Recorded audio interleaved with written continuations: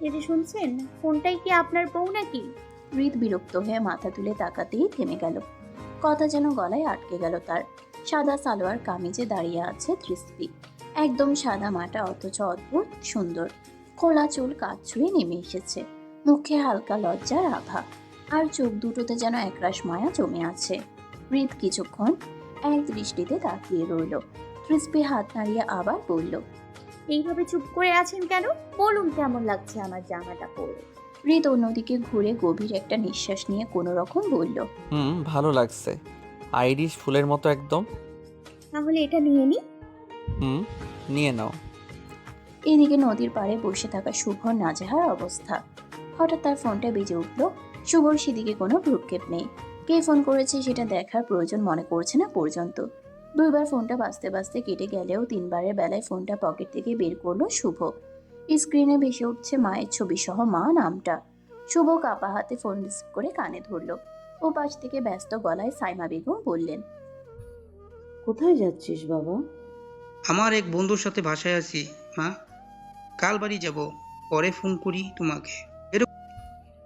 কি হয়েছে বাবা? কেউ কিছু বলেছে তোকে? তোর গলা এমন শোনাচ্ছে কেন? সেরকম কিছু না, মাথা ব্যথা করছে, সেই জন্য পরে ফোন দিই তোমাকে। মেডিসিন নিয়েছিস বাবা? জি মা, নিয়েছি। আচ্ছা রাখছি, ঘুমাবো, সকালে বাড়ি যাব মা। আচ্ছা বাবা। শুভ কলটা কেটে তার বন্ধুকে ফোন করে বাইক নিয়ে আসতে বলল।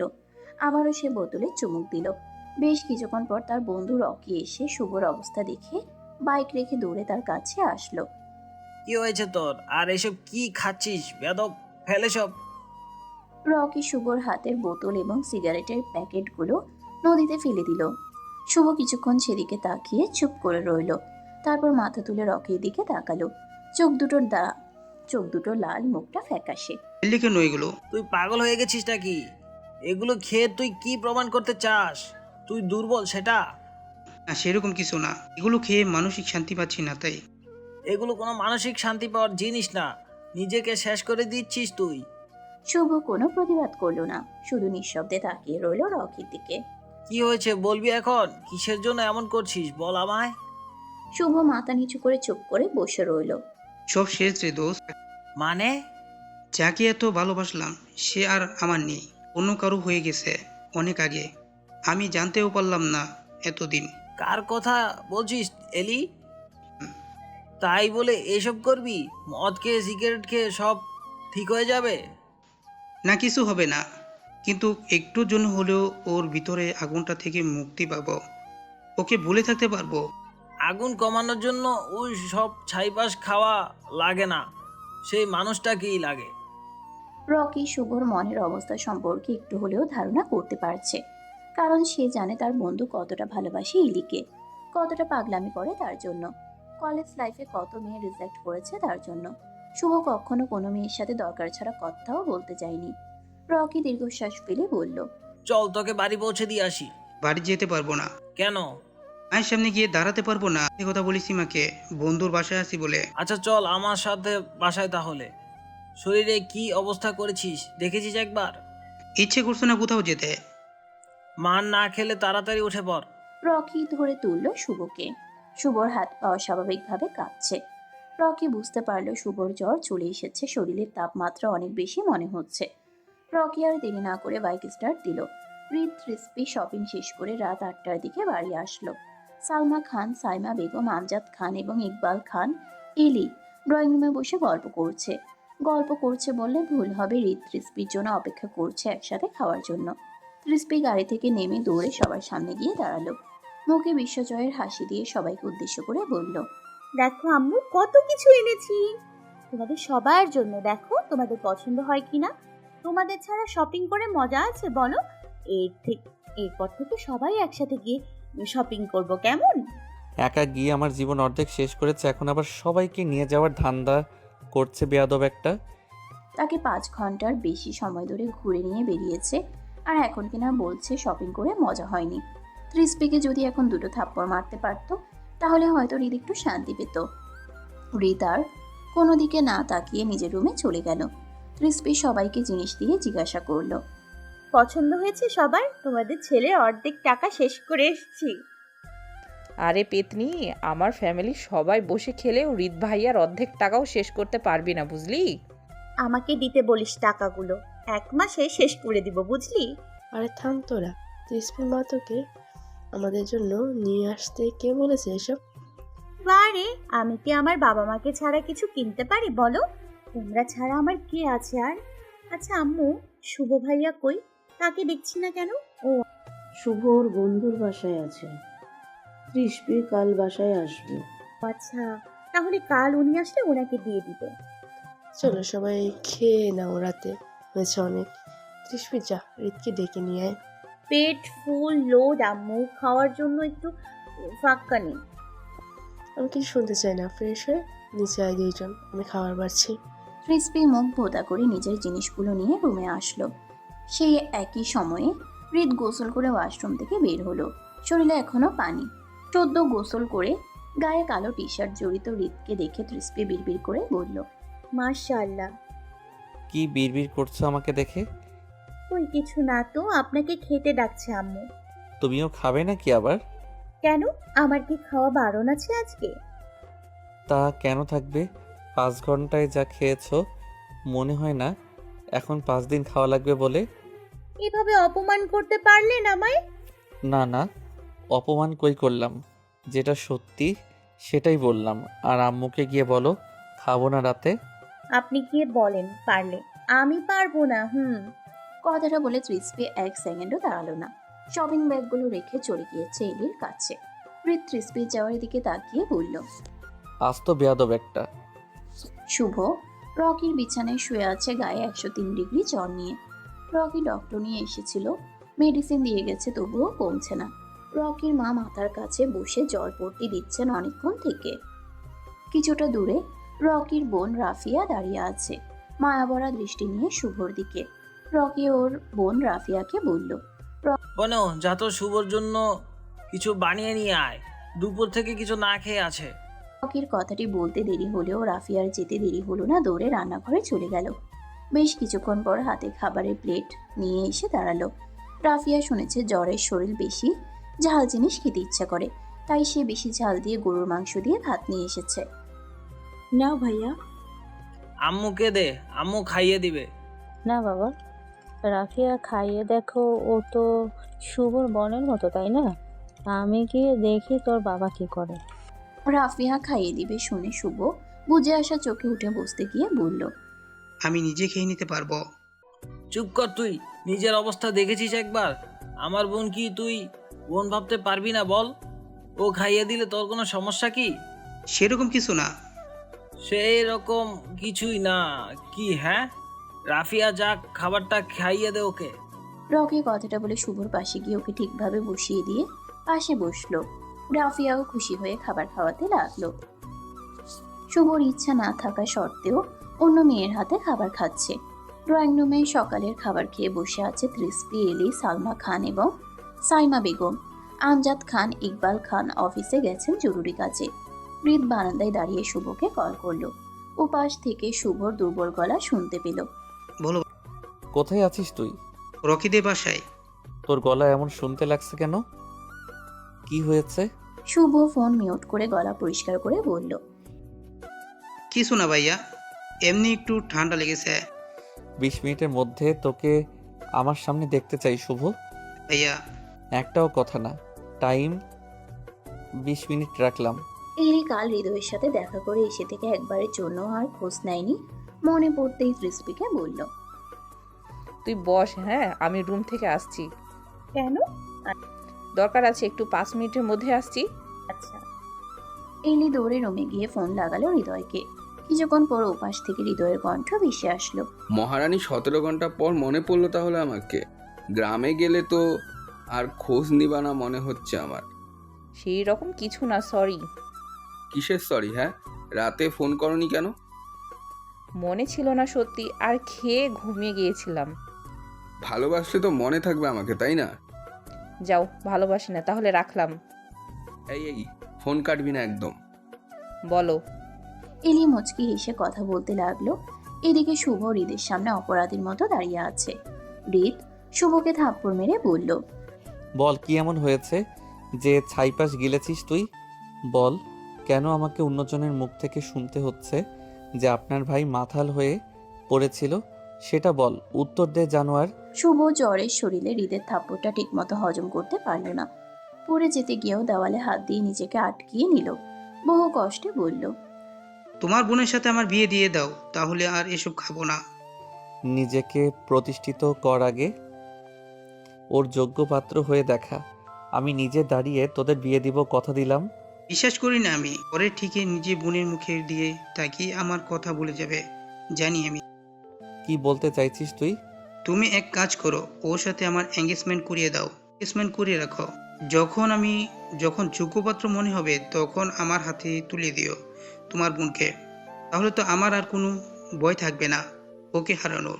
আর এসব ছাই পাশও খাবো না কখনো। আচ্ছা তাই হবে। তাহলে আগে গ্রাম থেকে ঘুরে আসি চল, তারপর এই ব্যাপারে বাবার সাথে কথা বলবো।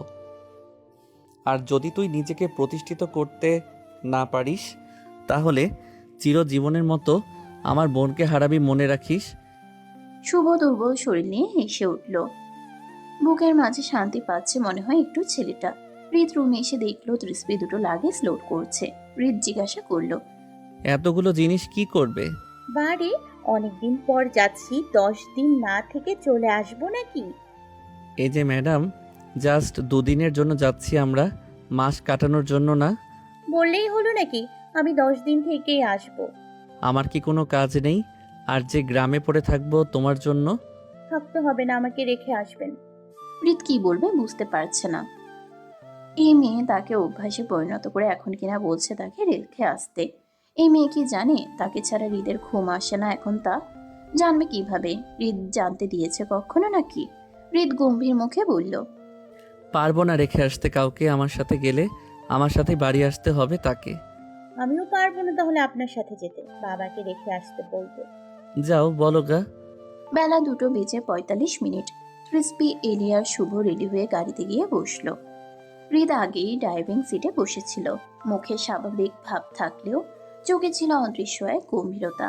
সবার কাছ থেকে বিদায় নিয়ে গাড়ি ধীরে ধীরে ছুটতে শুরু করলো নিজের গন্তব্যের দিকে। এলি মুচকি হাসি দিয়ে ফোনে ব্যস্ত। হৃদয়ের সাথে চ্যাটে ডুবে আছে সে। শুভ সব বুঝতে পেরেও কিছু না বলে জানালার বাইরে তাকিয়ে কানে ইয়ারফোন গুজে নিল। হালকা ভলিউমে বাজতে লাগলো এক বিষণ্ণ গান। গানের প্রতিটি লাইন যেন শুভর ভেতরে না বলা কথাগুলো তুলে ধরছে। তৃষ্পি ইচ্ছে করেই সামনে গিয়ে বসলো। হৃদকে একটু জ্বালানোর লোভ সামলাতে পারলো না। দাঁত দিয়ে নখ কাটতে কাটতে ভাবছিল কিভাবে কথা শুরু করবে। হঠাৎ কিছু একটা মাথায় আসতেই ঠোঁটে ফুটে উঠল দুষ্টু হাসি। শুনুন না এমপি সাহেব, বলো, শুনছি। আপনার গাড়িতে কি গান শোনার কোনো ব্যবস্থা নেই? এইভাবে কি কেউ কোথাও যায়? জোরে গান বাজলে পুরো রাস্তা এনজয় করা যায়। হৃদ কোনো কথা না বলে পকেট থেকে ফোন বের করে তার দিকে বাড়িয়ে দিয়ে বলল, গান সিলেক্ট করো। তৃষ্পি যেন পুরো পৃথিবী জিতে ফেলেছে এমন ভাব নিয়ে ফোনটা হাতে নিল। উচ্ছ্বসিত কণ্ঠে বলল, পাসওয়ার্ড কি? 25102008। কারো জন্ম তারিখ নাকি? তার কণ্ঠে ছিল চাপা কিছু, হয়তো। যেন অনেক না বলা গল্প লুকিয়ে আছে। ফোন আনলক করতেই তৃষ্পির চোখ আটকে গেল ওয়ালপেপারে। একটা ছেলের হাত আর একটা মেয়ের ছোট্ট হাতে। ছেলেটি মেয়েটার হাতে ধরে করিয়ে দিয়েছে। ছবিটা দেখে তৃষ্পির বুকের ভেতর অদ্ভুত কাঁপন উঠল। সে ধীরে বলল, এটা কার হাতে এমপি সাহেব? আমার এত চেনা চেনা লাগছে কেন? তোমাকে এত কিছু বলতে বাধ্য না আমি। আপনি কি আমার? এর আগেই হৃদ হঠাৎ রেগে গিয়ে ফোনটা কেড়ে নিতে নিতে বলল, ফোন দাও। আরে শুনুন না, শুনতে চাই না। আমার কিছু জানা আছে আপনার সম্পর্কে। আমার কিছু বলার নেই তোমাকে, চুপ করে থাকো। আমাকে একটু শান্তি দাও প্লিজ। আমি কি আপনাকে আগে থেকে চিনি এমপি সাহেব? কেন যেন মনে হচ্ছে আপনি আমার খুব কাছের কেউ। জানি না। আর কোনো কথা বলল না তৃষ্পি। অভিমান করে জানালার দিকে মুখ ঘুরিয়ে চুপচাপ বসে রইল। কিন্তু তার মনে চলতে লাগলো হাজার প্রশ্ন। পাসওয়ার্ড, ছবিটা, সবকিছু যেন পরিচিত অথচ অচেনা। আর হৃদ, সে গাড়ি চালালেও তার মন বহু আগের স্মৃতিতে হারিয়ে গেছে।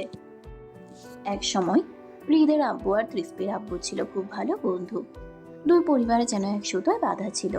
তৃষ্পিরা পাশের বিল্ডিংয়ে থাকতো, কিন্তু তৃষ্পি থাকতো বেশি হৃদের বাড়িতেই। হৃদের বাধ্য ছোট্ট মেয়ে ছিল সে। হৃদ যা বলতো তৃষ্পি সেটাই করতো। হৃদ দেরি করে বাড়ি ফিরলেই তৃষ্পির অভিমান করে বলতো, পচা ছেলে, জানো না আমি তোমার জন্য অপেক্ষা করি? তোমার হাতে না খেলে আমার ঘুম আসে না। হৃদ তখন পকেট থেকে চকলেট বের করলেই সব রাগ গলে পানি। দৌড়ে গিয়ে জড়িয়ে ধরতো, গালে গালে চুমু খেত। কখনো আবার রাতের বেলা হৃদের বিছানাতেই ঘুমিয়ে পড়তো ছোট্ট তৃষ্পি। একদিন সিনেমা দেখে এসে বলেছিল, জানো পচা ছেলে, আমি বড় হয়ে এমন কাউকে বিয়ে করব যে পুরো শহর শাসন করবে, সবাই আমাকে এমপির বউ বলে সম্মান করবে। হৃদ শুধু হেসেছিল, কিন্তু সে বুঝতেই পারেনি এই কথাগুলো একদিন তার জীবনে সত্যি হয়ে উঠবে। কিন্তু সবকিছু বদলে গেল একদিনে। হৃদ কলেজ থেকে ফেরার পথে দেখে তৃষ্পি এক ছেলের হাত ধরে হাসছে। রাগে অভিমানে না বোঝা অনুভূতিতে সে নিজেকে সামলাতে পারেনি। সবার সামনে থাপ্পড় মেরে টেনে নিয়ে এসেছিল। মাত্র 11 বছরে তৃষ্পি সে আঘাত সহ্য করতে পারেনি, জ্ঞান হারিয়েছিল। টানা 5 দিন জ্বরে ভুগেছিল সে। জ্বর ভালো হতেই একটাই কথা, আমি এখানে থাকবো না। অবশেষে তৃষ্পির আব্বু রবিউল শেখ সিদ্ধান্ত নিলেন গ্রামে চলে যাবেন। বিদায়ের আগে দুই বন্ধুর মধ্যে এক প্রতিশ্রুতি হয়েছিল, তোর মেয়েকে আমি আমার ছেলের বউ করব, মনে রাখিস। কিন্তু ভাগ্য তখন অন্য গল্প লিখেছিল। গ্রামে যাওয়ার 4 বছর পর এক ভয়াবহ দুর্ঘটনায় তৃষ্পির বাবা মা মারা যায়। আর তৃষ্পি সে হারিয়ে ফেলে তার অতীত, তার স্মৃতি, সবকিছু। তৃষ্পির বাবা মা যখন মারা যায় তখন তৃষ্পি একদম ভেঙে পড়েছিল। ঘর থেকে বের হতো না, ঠিকমতো খাওয়া দাওয়া করতো না, এবং কি কারোর সাথে ঠিকমতো কথা পর্যন্ত বলতো না ঠিকমতো। তৃষ্পির বাবা মায়ের খবর শুনে আমজাদ খান, সালমা খান এসেছিল তৃষ্পিকে নিয়ে যাওয়ার জন্য। কিন্তু তৃষ্পি আঘাত পাওয়ার জন্য এবং স্মৃতি হারিয়ে ফেলায় তাদের সাথে যেতে চায়নি। হৃদের কানে খবর যেতে সেও এসেছিল নিয়ে যাওয়ার জন্য, কিন্তু তৃষ্পি চিনতে না পেরে তাকেও ঘুরিয়ে দিয়েছে সেই একইভাবে। যে মানুষটা একসময় তার পৃথিবী ছিল, সে তার সাথে অচেনা মানুষের মতো ব্যবহার করেছে। এটা হৃদ সহ্য করতে পারে না। এই ঘটনার পর হৃদের ভিতরে তছনছ করে দিয়েছিল সব। রাগ, কষ্ট, অভিমান সব একসাথে জেগে উঠেছিল তার মনে। রাগ, কষ্ট, অভিমান সব একসাথে জেগে উঠেছিল তার মধ্যে। অবশেষে সে কঠিন এক সিদ্ধান্ত নেয়। তৃষ্পিকে সে বিয়ে করে নিজের সাথে নিয়ে যাবে, এতে কারোর কোনো অমত থাকবে না, এবং তৃষ্পিও না করতে পারবে না, খান বাড়িতে যাবে না বলে। হৃদ সব দিক ভেবে আমজাদ খানকে বিয়ের কথা জানায়। এতে আমজাদ খানও খুশি হয়ে যায়। হৃদের কথা মতো কিছুদিন পর আমজাদ খান হৃদের সাথে তৃষ্পির বিয়ের কথা তুলে ধরে আনোয়ার শেখের কাছে। আনোয়ার শেখের কাছে বিয়ের কথাটা অনেক কঠিন মনে হয়েছিল, কারণ তৃষ্পি তখন শারীরিক এবং মানসিকভাবে দুর্বল ছিল। কিন্তু একমাত্র ভাতিজার ভবিষ্যতে এবং নিরাপত্তার কথা ভেবে রাজি হয়ে যান শেষে, এবং খুব তাড়াতাড়ি হৃদ আর তৃষ্পির বিয়েটি সম্পন্ন করা হয়। বিয়ের দিনটা তার কাছে যেন কোনো অনুভূতিহীন একটা ঘটনার মতোই ছিল। চারপাশে এত মানুষ, এত আয়োজন, এত কথা, কিছুই যেন তার ভিতরে ঢুকতে পারছিল না। নিঃশব্দ নির্লিপ্ত চোখে সবকিছু দেখেছিল সে। আর হৃদ, সে শুধু তাকিয়েছিল তৃষ্পির দিকে, একটা আশা নিয়ে হয়তো কোনো এক মুহূর্তে তৃষ্পি তাকে চিনে ফেলবে। কিন্তু না, তেমন কিছুই হয়নি। বিয়ের পর তৃষ্পি আসে হৃদের বাড়িতে। নতুন একটা ঘর, নতুন মানুষ, নতুন পরিবেশ, কিন্তু তার কাছে সবই যেন অপরিচিত। হৃদ খুব চেষ্টা করছিল তৃষ্পিকে স্বাভাবিক করতে। ওর পছন্দের খাবার বানাতো, ওর সাথে কথা বলার চেষ্টা করত, পুরনো স্মৃতির কথা তুলে ধরতো, কিন্তু তৃষ্পি শুধু শুনতো, মাঝে মাঝে অবাক চোখে তাকিয়ে থাকতো, যেন এসব গল্প অন্য কারো। হৃদের জন্য বিষয়টা সহজ ছিল না। প্রতিদিন নিজের ভালোবাসার মানুষটাকে কাছে পেয়েও না পাওয়ার যন্ত্রণা তাকে ভেতর থেকে ভেঙে দিচ্ছিল। তবুও সে হাল ছাড়েনি, কারণ সে জানতো এই মেয়েটাই তার পৃথিবী। তৃষ্পি খান বাড়িতে বছরের পর বছর থাকা সত্ত্বেও কাউকে ঠিকমতো চিনতে পারেনি এখনো পর্যন্ত। কিন্তু কোন দিকে কি আছে সেটা ঠিকই আন্দাজ করতে পারে সে। গাড়ির ভেতরে নীরবতা নেমে এসেছে অনেকক্ষণ আগেই। শুধু ইঞ্জিনের শব্দ আর মাঝে মধ্যে হালকা বাতাসের শোঁ শব্দ, এই দুটোই যেন তাদের চারপাশে ঘুরপাক খাচ্ছে। তৃষ্পি জানালার বাইরে তাকিয়ে আছে, কিন্তু তার চোখে বাইরের দৃশ্য নয়, ভাসছে কিছু অচেনা অস্পষ্ট স্মৃতি। ওই হাতের ছবিটির দৃশ্য চোখের সামনে হালকা ভেসে উঠতেই সে কপালের দুই দিকে হাত দিয়ে ধরে চিল্লিয়ে উঠল। হৃদ তাড়াহুড়ো করে তৃষ্পিকে টেনে নিজের কাছে নিয়ে এসে জিজ্ঞাসা করতে লাগলো, কি হয়েছে আইরিশ? শরীর খারাপ করছে? গাড়ি সাইড রাখবো? বলো আমায়। হৃদকে এত উতলা হতে দেখে তৃষ্পি ড্যাব ড্যাব করে তাকিয়ে আছে তার দিকে। আর কি যেন তৃষ্পিকে বলল, আইরিশ। এই নামটা তো তার খুব পরিচিত, বহুবার শুনেছে এই নামটা সে কারোর মুখ থেকে, কিন্তু মানুষটাকে ঠিক মনে করতে পারছে না তৃষ্পি। আবারও চোখ বন্ধ করে মনে করার চেষ্টা করলো, কিন্তু ব্যর্থ হলো তৃষ্পি এবারও। তৃষ্পির শরীর ঠিক নেই দেখে হৃদ একবার পিছনে তাকিয়ে দেখলো এলি শুভ ঘুমিয়ে গেছে। হৃদ 7-5 না ভেবে তৃষ্পিকে বলল, এদিকে এগিয়ে এসো। কেন? আমি বলছি তাই। তৃষ্পি একটু এগিয়ে যেতেই হৃদ তৃষ্পিকে টেনে বুকে নিয়ে মাথায় হাত বুলিয়ে বলল, ঘুমাও, কিছু মনে করতে হবে না। আর অনেক করেছো, আস্তে আস্তে এমনিতেই সব জানতে পারবে তুমি। তৃষ্পিও বাধ্য মেয়ের মতো হৃদের বুকে মাথা রেখে সম্মতি দিল যে সে আর কিছু মনে করতে যাবে না। এইভাবেই ভালো লাগছে, এইভাবেই ভালো আছে সে অনেক। তৃষ্পি কিছুক্ষণ চুপ থেকে আবার বলল, আপনি কি? কি? আমার কাছে আপনার ফোনে থাকা ওই ছবিটার মতো একটা ঘড়ি আছে, কিন্তু আমি ঠিক করে পড়তে পারছি না ওটা আমাকে কে দিয়েছিল তা। চুপচাপ ঘুমাও তো, বেশি না বকে, না হলে আবার মাথা ব্যথা করবে তোমার। মনে মনে বলল, আইরিশ, তোর কবে সব কিছু মনে পড়বে বল আমায়। আমি নিজেকে ঠিক রাখতে পারছি না জান। আমি তোর আগের সেই পচা ছেলে হয়ে থাকতে চাই জান। আমি আগের সেই আইরিশ ফুলকে খুব করে চাই। তৃষ্পি হৃদের বুকের উপর মাথা রেখে চোখ বন্ধ করে আছে ঠিকই, কিন্তু তার ভেতরে জ্বর বয়ে যাচ্ছে। আইরিশ নামটা বারবার কানে বাজছে। নামটা শুধু পরিচিত নয়, খুব কাছে, খুব নিজের, কিন্তু ঠিক কোথা থেকে কার সাথে জড়িয়ে আছে কিছুই যেন স্পষ্ট হচ্ছে না। হৃদ নিচের দিকে তাকিয়ে তৃষ্পির ঘুমন্ত মুখটা দেখছিল। আঙ্গুল দিয়ে আলতো করে তার কপালের চুল সরিয়ে দিল। চোখে একরাশ কষ্ট আর চাপা ভালোবাসা। গ্রামের সরু রাস্তা দিয়ে হৃদের গাড়িটি প্রবেশ করলো। রোড রাস্তায় নির্বাচনের জন্য জাম থাকার কারণে 3 ঘন্টার রাস্তা শেষ করতে হৃদের প্রায় 4 ঘন্টা লেগেছে। অতঃপর হৃদের গাড়িটি পুরনো 2 তলা বিশিষ্ট আনোয়ার শেখদের বাড়ির সামনে এসে থামলো। রাত তখন 8টা হওয়াতে গ্রামের সবাই জেগেছিল। রাস্তা দিয়ে এত দামি গাড়ি আসাতে প্রায় মানুষ উকি দিয়ে দেখার চেষ্টা করছে ভিতরে কে আছে সেটা। হৃদ সেসবে পাত্তা না দিয়ে সোজা তৃষ্পিদের উঠোনে গাড়িটি থামালো। পাড়া প্রতিবেশী গাড়ি থেকে তৃষ্পিকে নামতে দেখে জ্বলে পুড়ে গেল যেন হিংসাতে। কিছুক্ষণ পর শুভ, এলি এবং হৃদ নামলো গাড়ি থেকে। আনোয়ার শেখ, আয়েশা বেগম, আসিফ, জুবাইদা এবং শামিমা এগিয়ে আসলো তৃষ্পিদের দিকে একে একে। আয়েশা বেগম সবাইকে মিষ্টিমুখ করালো এবং হৃদের হাতে আনোয়ার শেখ একটা আংটি পরিয়ে দিল। তখন হঠাৎ বিয়ে হওয়াতে দেওয়া হয়েছিল না। শামিমা দৌড়ে গিয়ে তৃষ্পিকে জড়িয়ে ধরলো এবং বলল, কেমন আছিস মাই লাভ? আলহামদুলিল্লাহ ভালো, তোরা? এতদিন ছিলাম না, তবে এখন থেকে থাকবো তোদের সবাইকে একসাথে পেয়ে। পাগলি একটা। মাই লাভ দুলা ভাই কিন্তু অনেক সুন্দর। খবরদার নজর দিবি না। আসে ভেতরে চল দুলা ভাই, চলেন। আপনারাও চলেন। কেন ভাবি? শুভ এই প্রথম হয়তো এলি ছাড়া কোনো মেয়ের দিকে মুগ্ধ হয়ে তাকিয়েছিল। শামিমার কথায় হুঁশ আসলে সে মাথা নাড়িয়ে ভিতরে গেল সবার সাথে। রাতে খাবার খেয়ে গোল হয়ে বসলো ছাদে এসে। এলি, শুভ, হৃদ, তৃষ্পি, জুবাইদা, শামিমা। হৃদ সবাই থাকা সত্ত্বেও তৃষ্পির কোলে মাথা দিয়ে শুয়ে পড়ল। এতে তৃষ্পি লজ্জা পেলেও চুপ করে থাকলো। হৃদ তৃষ্পির হাত দুটো নিজের মাথার উপর রেখে বলল, চুল টেনে দাও, মাথা ব্যথা করছে। হৃদের কাণ্ড দেখে সবাই মুচকি মুচকি হাসছে। এতে হৃদের কিছু যায় আসে না, সে তো তার বউয়ের কোলে মাথা রেখেছে, অন্য মেয়ের তো আর না। বউটাকে অনেক ছাড় দিয়েছে হৃদ, আর না। তৃষ্পিকে এখান থেকে নিয়ে গিয়ে ডক্টর দেখাবে হৃদ। এইভাবে চলতে থাকলে সে কোনোদিন তৃষ্পির মনে জায়গা করে নিতে পারবে না। তৃষ্পির কোলে মাথা রেখে শুয়ে আছে হৃদ। চারপাশে সবাই হাসি, ঠাট্টা, আড্ডা, সবকিছুই যেন স্বাভাবিক, কিন্তু তাদের দুজনের ভিতরে চলছে অন্য এক অনুভূতির যুদ্ধ। তৃষ্পি আস্তে আস্তে হৃদের চুলে হাত বুলিয়ে দিচ্ছে। অদ্ভুতভাবে এই ছোঁয়াটা তার নিজের কাছেও খুব পরিচিত লাগছে, যেন বহুবার এমনটা করেছে সে। হৃদ চোখ বন্ধ করে সে স্পর্শটা অনুভব করছিল। তার ঠোঁটের কোণে হালকা হাসি ফুটে উঠল। খুব আস্তে করে বলল, এভাবেই থাকো প্লিজ। কি বললেন? কিছু না। এলি আর শামিমা নিজেদের মধ্যে গল্পে ব্যস্ত। শুভ মাঝে মাঝে হাসছে আর জুবাইদা সবার দিকে তাকিয়ে মুচকি হাসছে।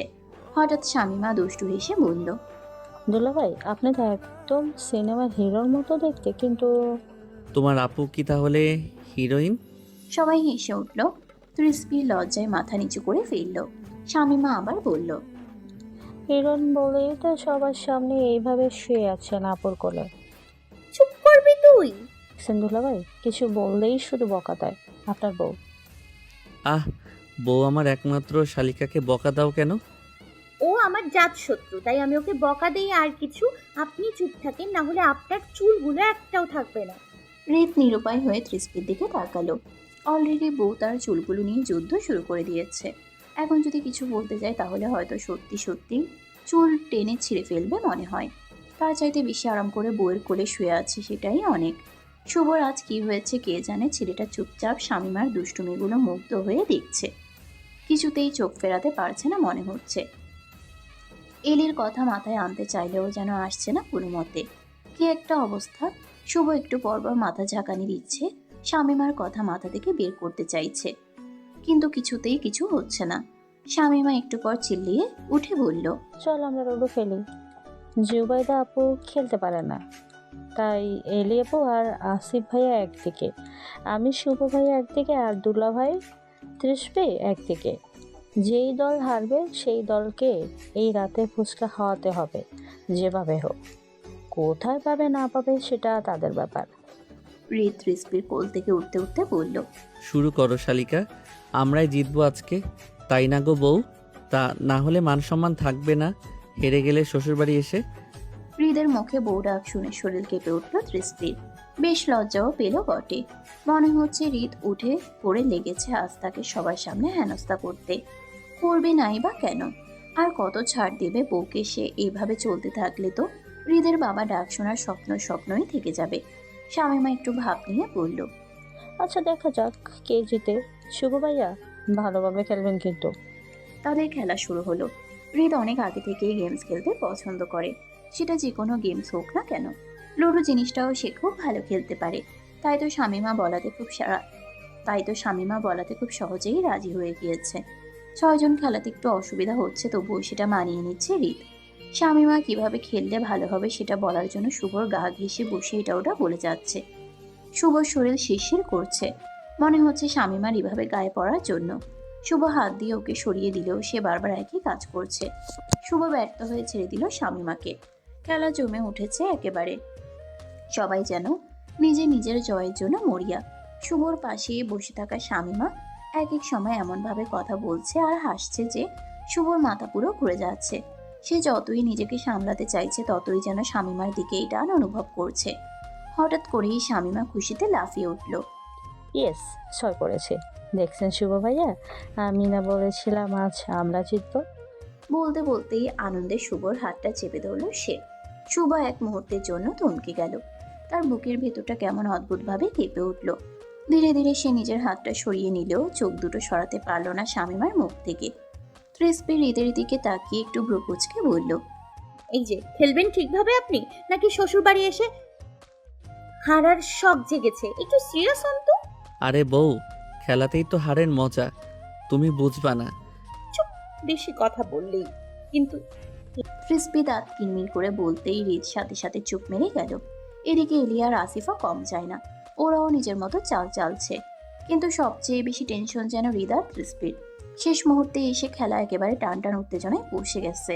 শামিমা আবার পাশ থেকে বলে উঠল, শুভ ভাইয়া এই চালটা দিন, এইটা দিলে আমরা জিতবো। শুভ একটু দ্বিধায় পড়ে গেল, কিন্তু শেষ পর্যন্ত শামিমার কথাই শুনল। ডাইস খুলল। সবাই নিঃশ্বাস বন্ধ করে তাকিয়ে আছে। উঠ, আমরা জিতে গেছি। বলতে বলতেই সে হুট করে শুভকে জড়িয়ে ধরল। সবাই এক মুহূর্তের জন্য চুপ। শুভ যেন স্থির হয়ে গেল। তার চোখে মুখে স্পষ্ট অবাক আর অদ্ভুত অনুভূতির ছাপ। শামিমা মুখ টিপে হাসল। এই তো হেরে গেলেন দুলা ভাই, এখন ফুচকা খাওয়ান। এই রাতে ফুচকা কোথায় পাবো এখন? ওটা আপনার ব্যাপার দুলা ভাই, বাজি তো বাজি। আচ্ছা আচ্ছা, নিয়ে যাব, কিন্তু সবাই একসাথে যাব। এই রাতে বাইরে যাব? পাগল নাকি? হৃদ মুচকি হেসে কাছে এগিয়ে এসে আস্তে করে বলল, বউ সাথে থাকলে রাত দিন কোনো ব্যাপার না। তৃষ্পির গাল লাল হয়ে উঠল সাথে সাথে। আর এইসব কোলাহলের মাঝে এই শুভ চুপচাপ বসে রইল। তার চোখ বারবার চলে যাচ্ছে শামিমার দিকে। শামিমার গায়ের রং উজ্জ্বল শ্যামলা, যেটা তাকে আলাদা এক সৌন্দর্য দেয়। গোল গাল মুখ, বড় বড় টলটলে চোখ, যেন সবসময় কিছু না কিছু দুষ্টুমি করার প্ল্যান করছে। চোখ দুটো এতটাই প্রাণবন্ত যে সে চুপ থাকলেও মনে হবে অনেক কিছু বলে ফেলছে। তার ঠোঁটের কোণে প্রায় সবসময় একটা দুষ্টু হাসি লেগে থাকে, আর সে হাসির সাথেই আছে তার অদ্ভুত মিষ্টি অভ্যাস কথা বলার সময় একটু মাথা কাত করে ফেলা, কিংবা হঠাৎ করে কারো কানে গিয়ে ফিসফিস করে কিছু বলে দেওয়া। চুলগুলো লম্বা, কালো আর ঘন, বেশিরভাগ সময় খোলা রাখে, তবে কখনো কখনো আলগা করে বেঁধে নেয় যা তাকে আরো কিউট দেখায়। পোশাকে শামিমা খুবই সাধারণ কিন্তু রুচিশীল। বেশিরভাগ সময় সালোয়ার কামিজ পরে, হালকা রঙের কাপড়, সাথে ছোট ছোট ডিজাইন, যা তার প্রাণবন্ত স্বভাবের সাথে একদম মানিয়ে যায়। স্বভাবের দিক থেকে সে একদম উল্টো, শান্ত না, বরং পুরো বাড়ির এনার্জি। কথা বলা, হাসাহাসি, ঠাট্টা করা এসবেই যে সে সবচেয়ে বেশি স্বাচ্ছন্দ্য বোধ করে। সে এমন এক মেয়ে যে নিজের উপস্থিতি দিয়ে আশেপাশের মানুষদের মন ভালো করে দিতে পারে। তবে শুধু দুষ্টুমিই না, শামিমার ভেতরে একটা নরম ভালোবাসায় ভরা মনও আছে। তৃষ্পিকে সে ভীষণ ভালোবাসে, বন্ধু বোন সবকিছু মিলিয়ে। তৃষ্পির একটু কষ্ট দেখলেই সে ভেঙে পড়ে, কিন্তু বাইরে থেকে সেটা হাসির আড়ালে লুকিয়ে রাখে। আর একটা জিনিস সে ভীষণ খেয়াল করে, চারপাশ কার চোখে কি চলছে, কে কাকে কিভাবে দেখছে, এসব তার নজর এড়ায় না। তাই তো হৃদ আর তৃষ্পির মাঝের অদৃশ্য টানটা সবার আগে সেই বুঝে ফেলেছে। রাতটা ধীরে ধীরে আরো গভীর হয়ে উঠছে। ঘড়ি কাটা তখন 12টা নাগাদ। চারপাশে নিস্তব্ধতা নেমে এসেছে, শুধু দূরে কোথাও কুকুরের ডাকে মাঝে মাঝে সেই নীরবতা ভেঙে যাচ্ছে। ছাদের আড্ডা শেষ করে সবাই একে একে নিচে নেমে গেল। এলি আর শামিমা নিজেদের গল্পে মশগুল। শুভ চুপচাপ তাদের পেছন পেছন হাঁটছে। আসিফ আর জুবাইদা ওদের দিকে তাকিয়ে মুচকি হাসতে হাসতে নামলো, কিন্তু হৃদ আর তৃষ্পি তখনও ছাদে। হৃদ খেলে আবার তৃষ্পির কোলে মাথা দিয়ে শুয়ে পড়েছে, এখনো তৃষ্পির কোলে মাথা রেখে শুয়ে আছে। তৃষ্পি একটু অস্বস্তিতে পড়ে গেল।